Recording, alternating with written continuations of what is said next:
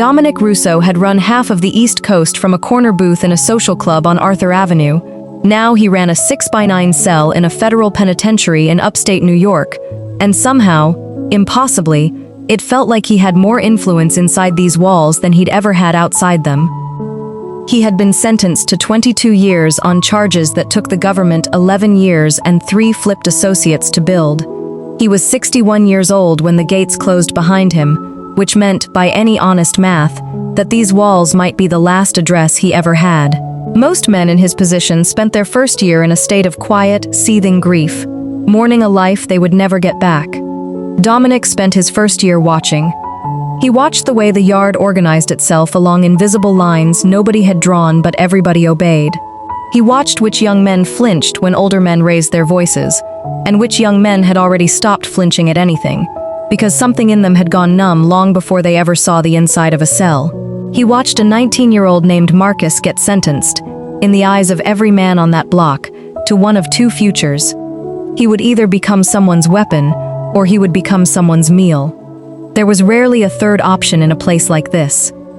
Dominic had spent 40 years of his life building an organization out of loyalty, fear, and the careful application of both. He understood, better than almost anyone alive, how easily a frightened young man could be shaped into whatever the nearest older man needed him to be. He had done the shaping himself, more times than he could count, back when shaping men was simply the family business. But something had shifted in him since the gates closed. Maybe it was age. Maybe it was the particular kind of silence that settles into a man once he understands his empire is never coming back. Or maybe, and this was the possibility that kept him awake some nights, staring at a concrete ceiling, maybe he had spent so many years training himself to see potential in people that he could no longer turn that skill off, even now, even here, even when there was nothing left to build. He decided, in the quiet way he decided everything, that he would not let Marcus become a weapon or a meal. He would make him something else instead. It started with a chessboard. Dominic had smuggled a set into his cell within his first month.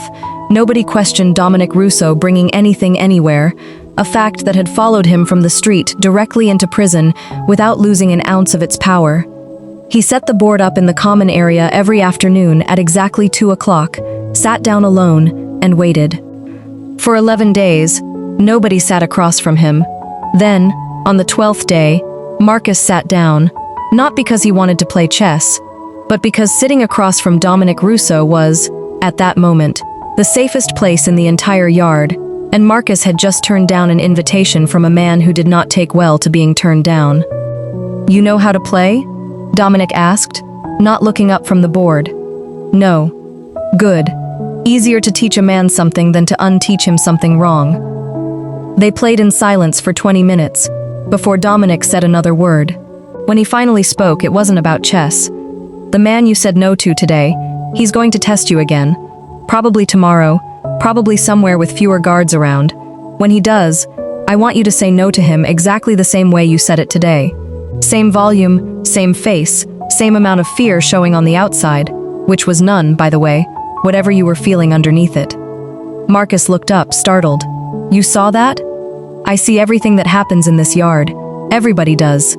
Difference is I actually pay attention to what it means." Dominic moved a pawn, unhurried. "Man who asked you something. Terrence, right? He's not testing your courage. He already knows you've got courage, or he wouldn't have asked twice. He's testing whether you've got anyone behind you. You didn't, until today. Now you sit with me every afternoon at 2 o'clock, where every single person in this yard can see it happening. That's not a chess lesson, Marcus. That's a wall. I just built it around you without either of us lifting a hand." Marcus didn't move for a long moment. Then he asked the question that had clearly been sitting behind his teeth since he first sat down. "Why? Why me? Why any of this?" Dominic considered the question with the same unhurried patience he gave to a chess move, because he understood that the honest answer mattered more than the fast one. "Because I spent 40 years teaching young men exactly like you how to become exactly like me," he said finally. "And I got very, very good at it. Good enough that I've buried more of them than I can count on both hands. Some in prison, some in the ground, a few in places worse than either. I used to tell myself I was giving them family, giving them purpose, giving them something the street never gave them on its own. And some of that was even true. He moved his knight, took one of Marcus's pawns without looking especially pleased about it. But I never once asked whether the thing I was building them into was actually good for them, or just good for me. I'm 61 years old, son. I've got maybe 15 years left if I'm lucky, and I'm going to spend every single one of them still trying to build young men into something. I'd just like to see, one time before I die, what happens if I build one of them into something that has nothing to do with what I need, and everything to do with what he needs. Over the following 3 years, that chessboard never moved from its spot in the common area, and neither, in any meaningful sense, did Dominic. But the man who sat across from him changed constantly, because Marcus was rarely the only one at the table anymore. Word had traveled the way word always travels in a closed system, quietly, then all at once. Young men who arrived on that block, frightened, uncertain, one bad decision away from becoming exactly what the system expected of them, found their way to that table at 2 o'clock, and found, instead of another older man looking to use them, an old man looking to teach them how to survive without becoming someone else's weapon or someone else's meal. Dominic taught them chess because chess taught patience, and patience was the one thing that kept a man alive in a place like this.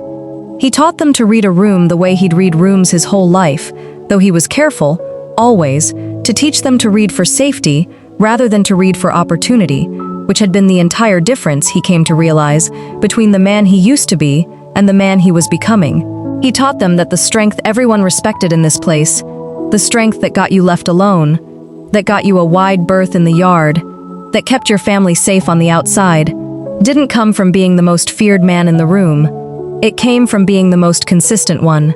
A man whose word, once given, never moved, not even an inch, not even under pressure. Everything I built on the street, he told them once, a rare group of 5 sitting shoulder to shoulder on a bench that was really only built for 3. I built with fear, standing right behind loyalty like a shadow, and I never once let the men who worked for me see which one was actually holding the operation together. I want to be honest with you now, that I couldn't be honest with them then. It was never the fear. Men will do things out of fear, sure, but they'll do it badly, resentfully, and they'll turn on you the second the fear finds a bigger target. Loyalty is the only thing that actually held anything together, and loyalty can't be threatened into existing. It has to be built, slowly, the same way trust gets built. One kept promise at a time, over years, until a man believes in his bones that you'll be exactly the same person tomorrow that you were today. Marcus, older now, quieter, steadier in a way that had become visible even in how he walked across the yard, asked him once whether he regretted it. All of it, the 40 years before this cell. Dominic thought about the question for a long time before answering, longer than he usually took with anything. I regret who I built, he said. I don't regret that I knew how to build. Those aren't the same thing, though it took me most of my life, and every year in this place to understand the difference. A hammer isn't good or bad, it's just a hammer. I spent 40 years using mine to put up walls that kept people out and pulled people in for the wrong reasons. I've got maybe 10 years left, if my heart holds out, and I intend to use the exact same hammer to build something I could actually be proud to leave behind. Dominic Russo died in that penitentiary 6 years later, at 67, of a heart that had simply worn itself out from decades of a life it was never built to sustain. He never walked out of those gates a free man. He never saw the street again, never sat in that corner booth on Arthur Avenue, never held a grandchild he'd fathered a lifetime of distance from.